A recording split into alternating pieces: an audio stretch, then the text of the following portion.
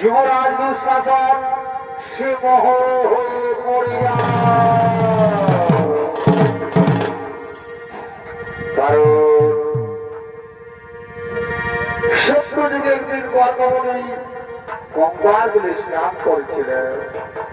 এমন সময় সে গর্ভমণি গঙ্গা বলে স্নান করতে করতে তার গায়ের বস্ত্র জলের মধ্যে ভেসে যায়। সেই সময় গর্ভমণি সে জলের মধ্যে অবস্থায় দাঁড়িয়ে দিয়েছিলেন। তার বাঁচার কোনো উপায় ছিল না। সে লজ্জায় সে অপমানে